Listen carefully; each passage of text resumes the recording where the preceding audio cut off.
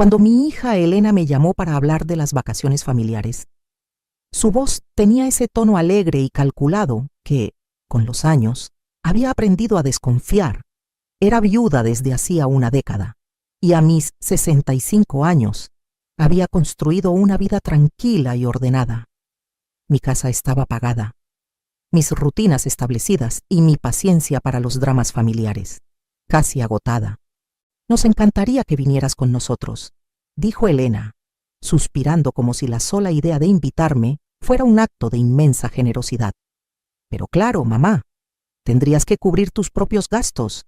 Ya sabes cómo está la economía. En mi familia, esto era lo que ellos consideraban justicia. Mi hijo menor, Mateo, y su esposa Valeria también irían al viaje. Sin embargo, los vuelos de ellos, las mejoras a la suite del hotel y las reservas en el spa siempre eran absorbidos silenciosamente por el presupuesto familiar. Un fondo imaginario que de alguna manera siempre terminaba saliendo de mi bolsillo en forma de préstamos que nunca se devolvían. Mi presencia, por otro lado, aparentemente requería una lección de independencia financiera. No, gracias, respondí. No lo dije con enojo, ni con dramatismo. Simplemente tomé un sorbo de mi té de manzanilla y miré por la ventana hacia mi jardín. Prefiero quedarme en casa esta vez. Que disfruten el viaje. Hubo una pausa en la línea. Ese tipo de silencio que carga una ofensa disfrazada de confusión. ¿En serio, bueno, si así es como te sientes? Respondió mi hija con frialdad antes de colgar. Pensé que ahí había terminado el asunto.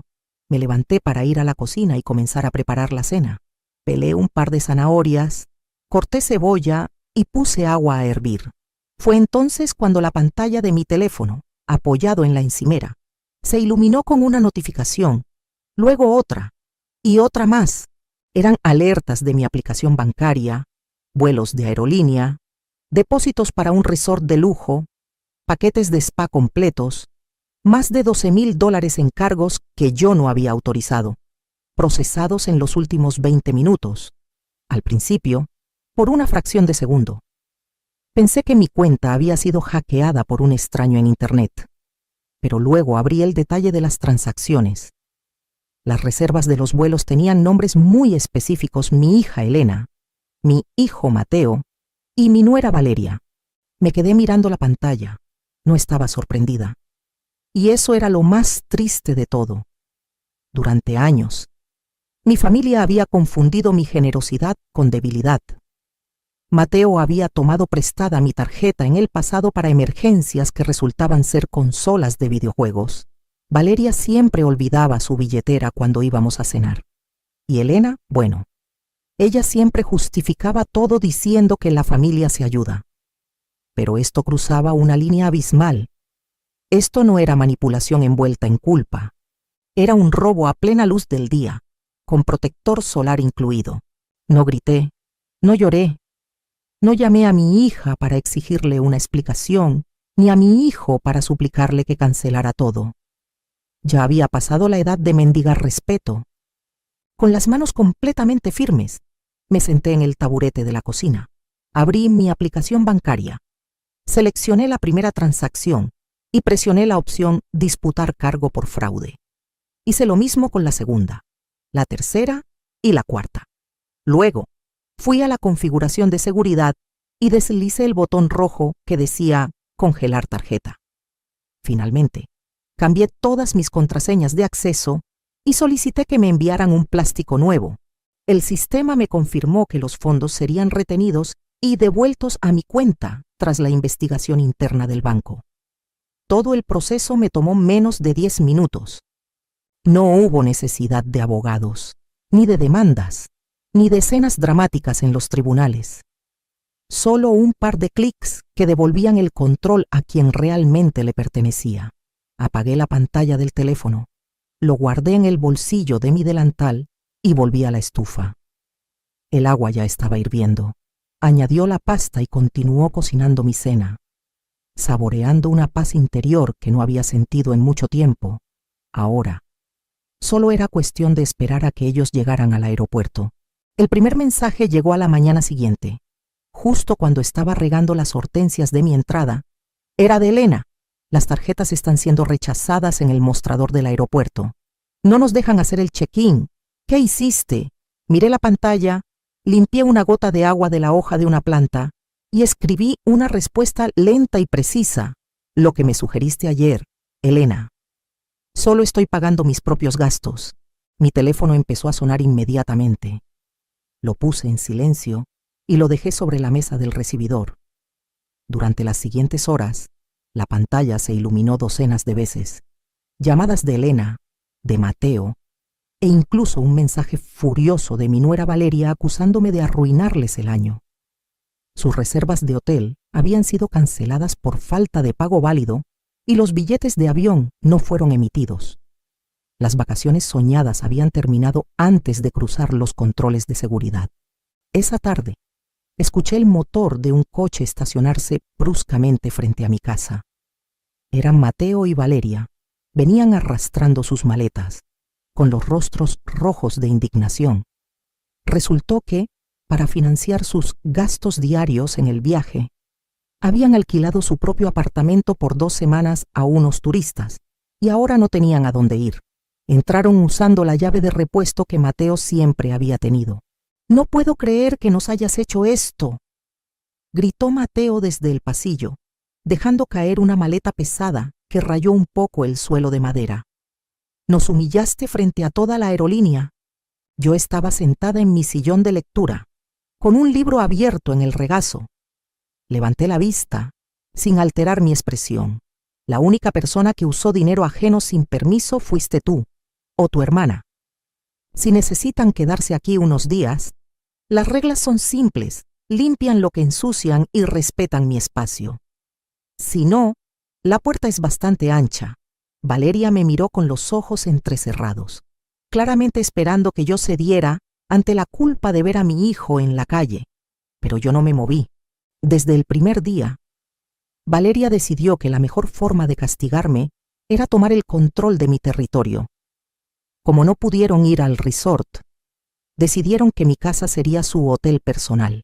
A la mañana siguiente, me desperté y encontré la cocina hecha un desastre. Habían usado mis sartenes de hierro fundido para hacer huevos y las dejaron sucias en el fregadero. Valeria estaba sentada en la mesa del comedor, revisando su teléfono mientras bebía el café de grano importado que yo guardaba para ocasiones especiales. «Buenos días, suegra», dijo sin levantar la vista. «El internet está un poco lento. Deberías llamar a la compañía. Y por cierto, no hay leche de almendras en el refrigerador. Mateo solo toma de esa ahora. En el pasado, yo habría suspirado, tomado las llaves y conducido al supermercado para complacerlos, sintiéndome como una extraña en mi propio hogar, ansiosa por mantener la paz familiar. Pero la mujer que habría hecho eso desapareció el día que vi esos cargos de $12,000. No dije una palabra. Tomé un paño húmedo, limpié el espacio de la encimera que necesitaba, preparé mi propia taza de té y me preparé una tostada. Me senté en el extremo opuesto de la mesa, disfrutando de mi desayuno en total silencio. Valeria bufó, claramente molesta por mi falta de reacción. «¿No vas a limpiar eso?», preguntó señalando las sartenes sucias.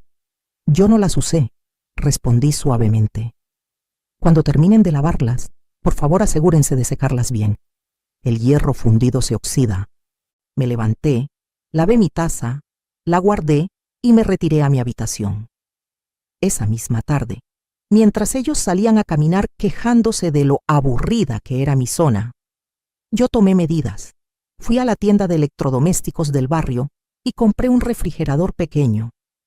Lo instalé en el rincón de mi dormitorio y pasé la siguiente hora trasladando mis quesos, mi buen café, las carnes frescas y mis postres favoritos. Lo único que quedó en la cocina principal fue arroz, frijoles, algunas verduras y agua del grifo.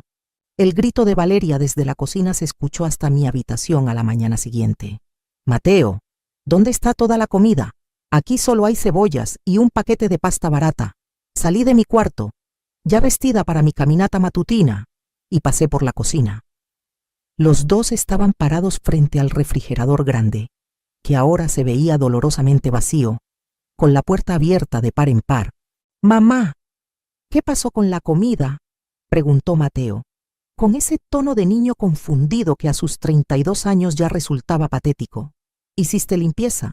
«No», contesté, ajustándome la bufanda frente al espejo del pasillo. «Simplemente ajusté el presupuesto de la casa. Como saben, tuve que lidiar con un intento de fraude bancario recientemente, así que mis finanzas están estrictamente controladas. Esa es la despensa comunitaria». «Pero no podemos comer solo pasta blanca», protestó Valeria, cruzándose de brazos, su actitud de controladora desmoronándose ante la falta de comodidades. «Nosotros somos tus invitados. Ustedes son adultos», la corregí sin levantar la voz. «Si desean algo diferente, el supermercado está a 3 calles de aquí. Estoy segura de que tienen sus propias tarjetas para pagar, ya que aparentemente iban a ir a un spa de lujo». Los dejé allí, mudos. Salí a caminar por el parque, sintiendo el aire fresco en mis pulmones. Sabía exactamente lo que estaba haciendo Valeria. Su táctica siempre fue hacerme sentir que yo era la proveedora de servicios de la familia, la sirvienta emocional y financiera. Quería obligarme a retomar mi rol de cuidadora, porque así era como me controlaban. Pero las reglas habían cambiado. Yo era la dueña de la propiedad, la titular de la cuenta bancaria, y quien tenía las llaves de la comodidad. Cuando regresé a casa, 1 hora después, encontré a Mateo comiendo un plato de arroz blanco, en silencio, mientras Valeria miraba por la ventana con el ceño fruncido. Si la comida fue el primer golpe a su comodidad, el transporte fue el segundo. Mi hijo Mateo siempre había asumido que mi coche, un sedán muy bien cuidado, era una extensión de su propio patrimonio. Lo tomaba sin preguntar, gastaba la gasolina y me lo devolvía con el tanque en reserva. Ese miércoles, Mateo tenía una cita para ver un nuevo proyecto de negocios, algo que según él cambiaría sus vidas. Lo vi bajar las escaleras, arreglándose el cuello de la camisa. «Mamá, voy a tomar el coche», anunció, dirigiéndose al cuenco de cerámica cerca de la puerta donde yo siempre dejaba mis llaves. Metió la mano, pero el cuenco estaba vacío. Frunció el ceño y revolvió los recibos viejos que había dentro. «¿Dónde pusiste las llaves?». «Yo estaba regando las plantas de interior con una pequeña regadera de cobre». «El coche no está disponible». «Mateo, ¿cómo que no está disponible? Lo necesito ahora. Tengo una reunión importante». Valeria se llevó las llaves de su coche por error en su bolso y no contesta el teléfono. «Lo llevé al taller de don Luis esta mañana», expliqué con total naturalidad, retirando una hoja seca de un helecho. Decidí que era un buen momento para hacerle un mantenimiento preventivo. Cambio de aceite, revisión de frenos, rotación de neumáticos. Me dijo que tardará un par de días, tal vez una semana, ya que no tengo prisa. Mateo me miró como si le hubiera hablado en otro idioma. «Pero lo necesito. ¿Por qué no me avisaste?» «Porque es mi coche, Mateo», dije, girándome para mirarlo a los ojos, sosteniendo la regadera con firmeza. «No tengo la obligación de consultar la agenda de nadie para mantener mi propiedad en orden. Te sugiero que pidas un taxi o camines hasta la parada del autobús. El número 4 pasa en 10 minutos». Su rostro pasó de la frustración a la incredulidad, pero no pudo argumentar nada. No había gritos, no había peleas que él pudiera ganar. Salió dando un portazo. Sonreí levemente y continué regando mi helecho. El fin de semana llegó, y Valeria decidió que, si no podía dominar la cocina ni tener lujos, al menos impondría su presencia social. Sin consultarme, invitó a 3 de sus amigas y a la hermana de Mateo, mi hija Elena, a pasar la tarde en mi casa. Regresé de mis compras habituales y encontré la sala de estar convertida en un club social. Estaban bebiendo vino barato, riendo a carcajadas, con los zapatos puestos sobre mi sofá de tela clara y la televisión encendida a un volumen ensordecedor. Elena me vio entrar y desvió la mirada, aún molesta por el fracaso del viaje. Valeria sonrió con suficiencia, como si hubiera conquistado el territorio. «Hola, suegra.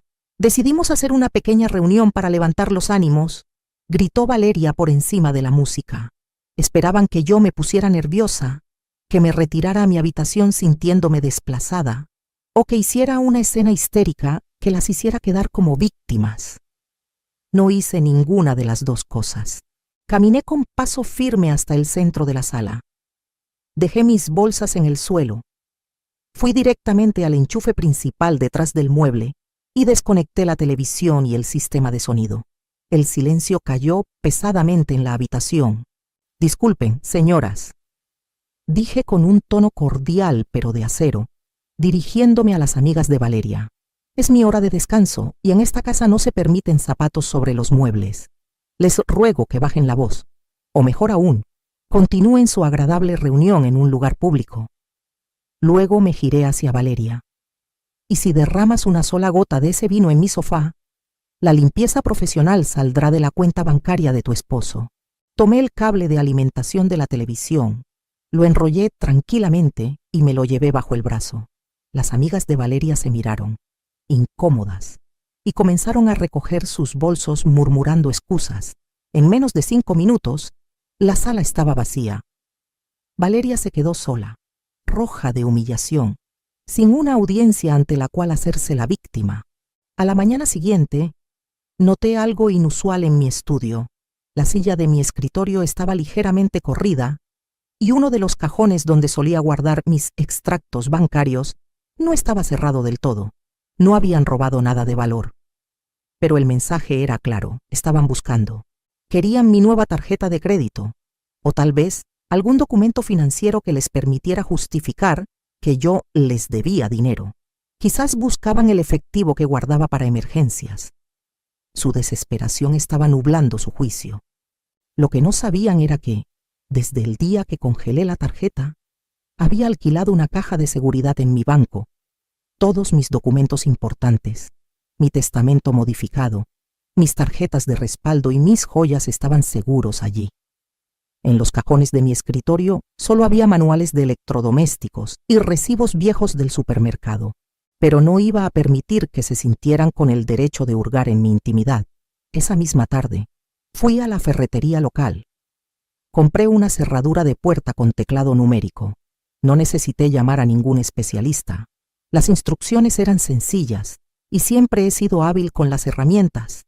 En media hora, quité el pomo viejo de la puerta de mi estudio, dormitorio, y coloqué el nuevo. Cuando Mateo intentó entrar esa tarde con la excusa de buscar una pluma para firmar un papel, se topó con un sólido teclado de metal. Escuché el tintineo de las teclas desde el pasillo. Salí de la cocina y lo encontré de pie frente a mi puerta, con la mano congelada en el aire. «Esta área de la casa ahora es privada, Mateo», dije con calma, entregándole un bolígrafo barato de plástico. «Aquí tienes tu pluma. Cuando terminen de usar el baño de visitas, por favor apaguen la luz». Me miró fijamente.